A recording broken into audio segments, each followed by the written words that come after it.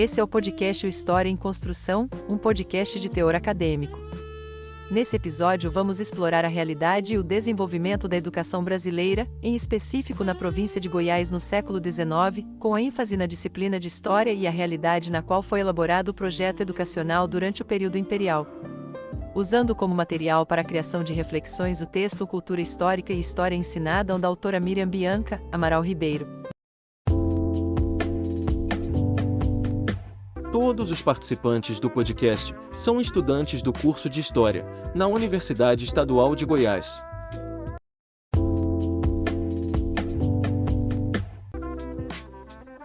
Bom dia, boa tarde, boa noite, dependendo do horário que esteja assistindo. Meu nome é Vinícius e agora deixarei que meus outros colegas se apresentem.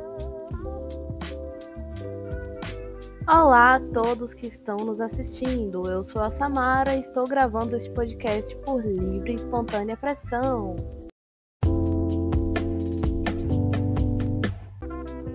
Oi, aqui é o Thiago e eu espero que aproveitem o podcast. Meu nome é Gabriel.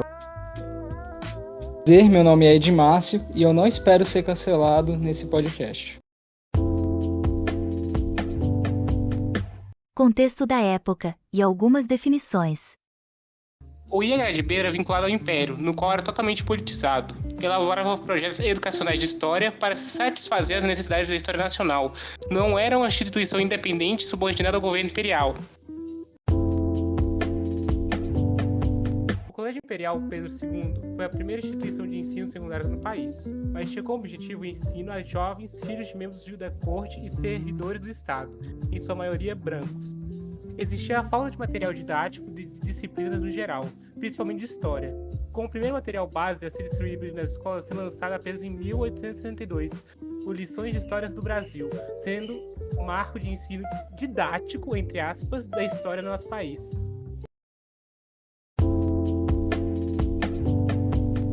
A falta de consenso e foco para o desenvolvimento de uma política pública na educação em todo o país, incluindo a província de Goiás, ocorrendo discussões pouco pertinentes e proveitosas, como se o ensino deveria ou não ser público e garantido pelo Estado. Conversa e considerações. Eu me interessei muito pela parada do Goiás preferido um país periférico, né? Daí eu fui olhar isso daí. A gente pode entrar nesse assunto? Pode. Porque, por exemplo, na época, os centros culturais do nosso país eram o quê? Eram o estado do Rio de Janeiro, né? E a capital do Rio, que era a capital do Império. São Paulo, no geral. E Salvador, né, na Bahia. Eram centros culturais e econômicos do país. Então, aonde desenvolvia escolas, institutos de ensino, eram essas regiões. Goiás era deixado de lado. Pode ver que o Colégio Imperial surge em 37, e quase uma década depois que vai surgir uma escola secundária no nosso estado. Então, assim, ainda é, né? E naquela época já era atrasado. É uma coisa muito louca, né, se a gente for avaliar, porque o Brasil era um país periférico. Então, assim, já não estava ali naquele padrão de uma potência mundial, por exemplo, principalmente no campo educacional. E aí, quando a gente fala que Goiás era um estado periférico dentro de um país periférico, isso significa que o ensino era realmente muito defasado, era uma coisa assim, abaixo do normal, né? O que era considerado normal na época, o que era considerado padrão na época do país.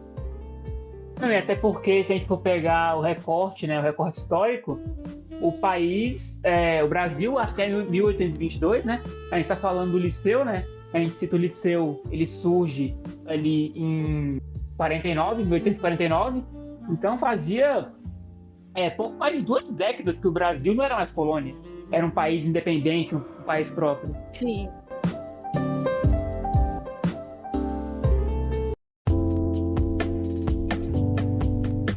Um trecho do texto mesmo, que diz o seguinte, que em Bonfim havia 7.211 habitantes, e dessa quantia, apenas 736 pessoas sabiam ler e escrever. E somente 113 frequentavam escolas. Então, assim, é um dado absurdo. E saber que isso era uma realidade aqui no estado é uma coisa assim de você Não, se e até escutar. porque, se a gente for pegar, né, em Goiás não existia provavelmente cidades, né? Eram vilas, vilarejos, então assim, aldeias. Então, Sim. o contexto que existia nas escolas, a condição, a estrutura da vila, propriamente dita, e até a importância que se dava tudo na época, né? Na época, o Goiás, o país inteiro, né? Mas Sim. principalmente Goiás, foi colonizado com esse teor de produção agrária, de exploração de subsistência. Então não tinha uma valorização da educação, ou até a população nem chegava à universidade de estudar, porque eles viviam ali em um ambiente rural, de produção de subsistência, que aprender história e matemática nas escolas secundárias era muito necessário também.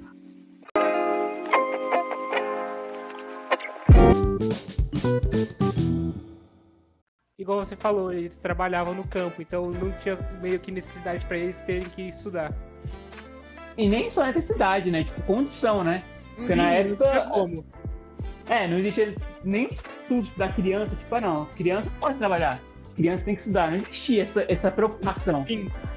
Sim. Tanto que antigamente não se falavam crianças, se falavam pequenos homens, porque eles não tinham uma visão de escola, eles tinham uma visão como se fosse um Trabalho. proletariado mesmo, de trabalho. Trabalho.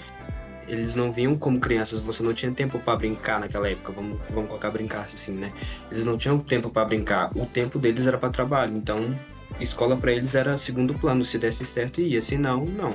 Sim, tem inclusive um trecho do texto, né, que eu vi um recorte aqui, que um argumento era que não havia bases reais para exigência do ensino obrigatório em Goiás. Então, assim, para eles, para a população da época, não era uma coisa assim necessária, não é uma coisa que você precisa estudar, você precisa adquirir conhecimento, não. Você precisa trabalhar, você precisa, sabe? Uau. No estado, né, no caso do país, né, no Brasil Império, existia uma lei de obrigação, né, pelo menos dos pais matricularem os filhos em escolas primárias, né, para aprender a ler, mas em Goiás a situação era que a discussão dessa lei não teve vigor, tipo, o Goiás não tinha essa lei como vigor. Essa obrigatoriedade de matricular os filhos em escola primária não existia no Goiás. Existia em outras províncias do Império, mas em Goiás não era obrigatório. Uhum. E... Outro fator que... Pode falar, Gabriel. Outro fator que ocorria também é que, como naquela época acabava tendo-se muitos filhos, então para sustentar todos eles com só os pais trabalhando era meio difícil, então colocava todo mundo para trabalhar. É, verdade. E quem chegava a frequentar a escola raramente terminava, né? E quem chegava a terminar, que já era um caso assim, uau, muito difícil de ser visto, não ia para o ensino superior jamais. Era uma realidade assim que... É uma coisa que não está muito distante da gente. Nossos avós, por exemplo, a maioria dos avós do pessoal que a gente pode conversar por aí, eles não terminaram o ensino fundamental, o ensino médio. Então, ou nem tá entraram, bem perto né? essa realidade. Ou nem sabia ler ou escrever também. Isso. Sim. O meu caso é esse. Tem muitos parentes próximos da gente que, igual a avós, 50, 60 anos que não sabem ler. Que são novos, não são de idade.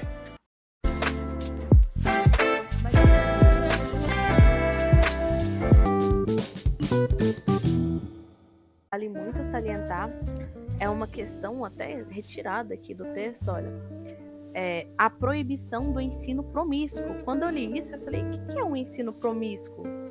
Aí tem aqui, como eram chamadas as salas que meninos e meninas frequentavam juntos. Então, olha só, assim, a gente olha hoje e pensa, meu Deus, que coisa absurda, né? Mas pro pessoal da época, isso era completamente normal. O ensino promíscuo, o ensino onde meninos e meninas se misturavam ali. Tinha que ser uma escola ou só de, né, uma sala de aula só de menino, uma sala de aula só de menina.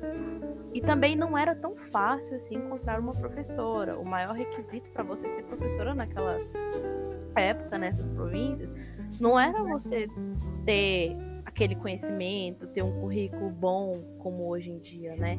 Que você consegue um emprego na área da educação por conta do seu currículo, porque tinha que ser uma mulher recatada, de família, uma coisa assim muito louco, sabe? Eu realmente fui pesquisar essa parte. Nessa época, Foi além- algo era muito mais político, muito mais se enquadrar num padrão social do que realmente formação acadêmica, né? Sim, De sim. currículo.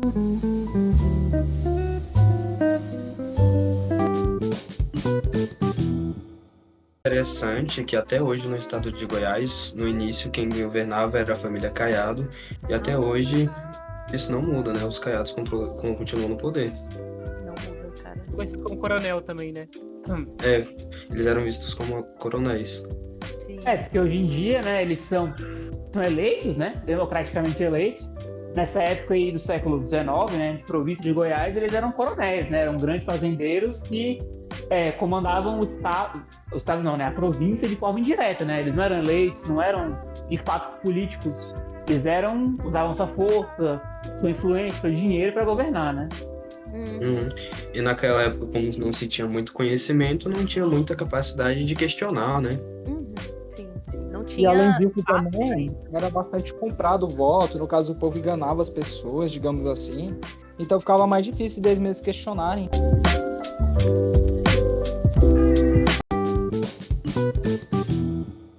Também, caso contrário, se não votasse, vamos supor que se trabalhasse numa fazenda, você perdia seu emprego ali, você ficava sem trabalhar, se não Mas votasse no candidato obtido.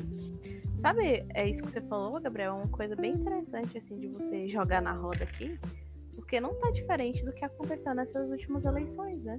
Se a gente for parar pra pensar, isso Não é diferente desde que o Brasil é república, né? Voto de cabresto sempre existiu, né? Comprar voto, ameaçar, intimidar a pessoa a votar em um candidato sempre existiu.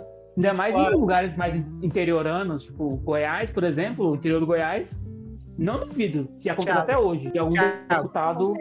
muito. Principalmente por Goiás ser um estado... Cara, você por sua família de Focado mais no filhos negócio. precisando trabalhar, aí o cara fala, olha, você vota em mim ou você perde o emprego, o que você faria? Eu votaria, né? Eu seria coagido, né? Sim. Isso acontece muito mesmo. Falando... Remetendo ao presente, porque olha só a matéria de há menos de um mês atrás, né, dos escravos aqui. As pessoas em situação de escravidão aqui no Goiás, bem perto da gente. Então, e voltando naquela questão das salas promíscuas, né? Eu acho que o mais importante nem era essa questão de salas de aulas, né? De ambos os gêneros, né, de meninos e meninas. Na época, a importância da discussão não era essa. Era se meninas deveriam receber educação formal. Porque muito da educação feminina era o quê? No meio doméstico. Era em casa, com uma mãe, uma avó. Não tinha realmente um ensino formal. Era mais deveres domésticos, né? Aprender questões domésticas.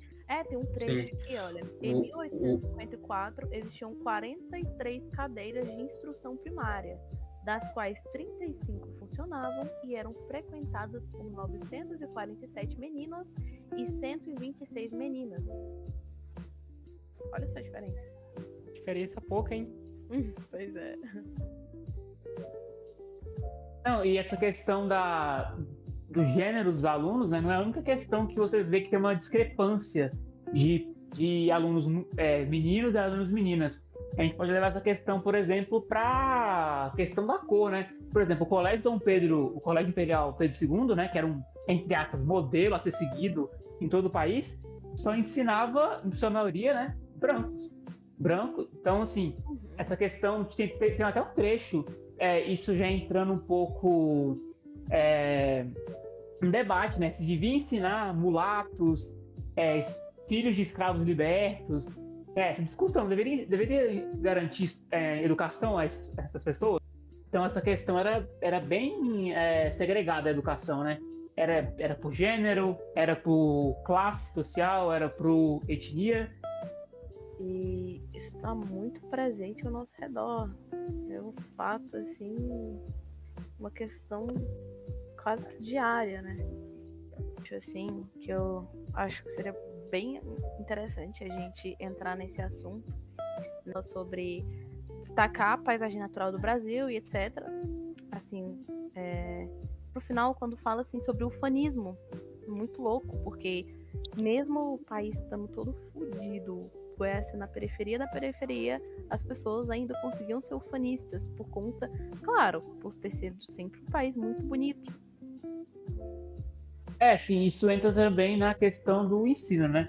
Do ensino história, porque na época não existia, né, materiais didáticos próprios sobre a história do Brasil, então eles destacavam muito o quê?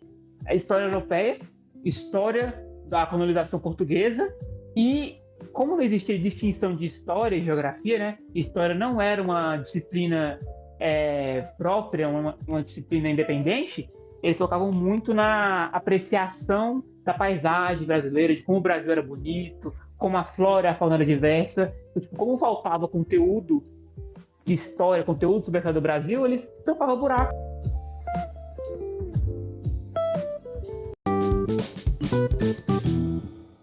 Os defeitos do Brasil, eles eram muito deixados de lado, muito ocultavam muito, né?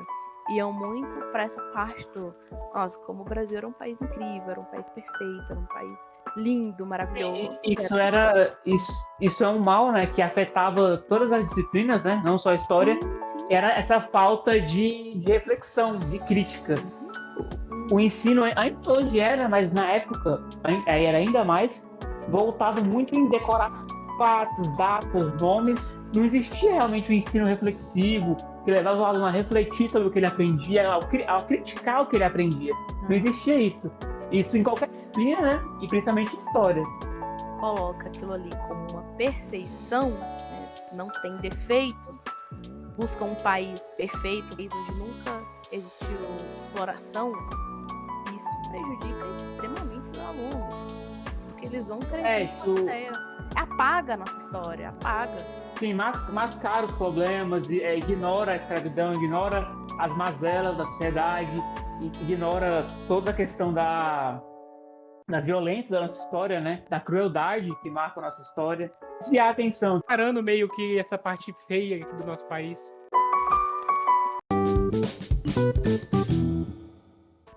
É muito interessante todas essas portas que uma reflexão acerca de como era a província e de como funcionava a metodologia de ensino nos leva a várias portas, onde a gente pode falar sobre como era a sociedade naquela época, as distinções que existiam.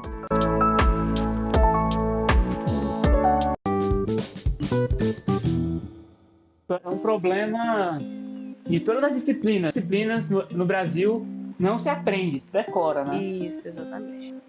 A BNCC é muito bonita, não sei se vocês já abriram para ler, mas assim, a BNCC fala coisas incríveis. Eu fiz uma pesquisa, precisei fazer uma pesquisa, e aí o meu tema era sobre o porquê o ensino de inglês no Brasil é tão defasado nas escolas públicas. E aí o meu orientador, ele falou o seguinte: primeiro você deve buscar a fonte, que é a BNCC. Quando eu fui ler a BNCC, porque é uma piada que todo mundo faz, mas só se estuda verbo to be, só essa gramática assim e tal. E aí você passa 6, 7 anos, né, aprendendo inglês na escola, você sai sem saber o básico. Por quê? E quando, na verdade, no cursinho você faz 5 anos e meio, também 2 vezes na semana, né? E você sai fluente, o que acontece? E aí eu percebi que a BNCC não é o problema. Porque a BNCC é muito bonita, né? É um plano muito bonito. Só que na hora de colocar em prática, porque a BNCC ela não fala nada de você deve fazer os alunos decorarem isso aqui. Não.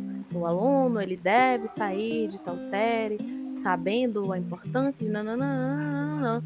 E aí as escolas, elas têm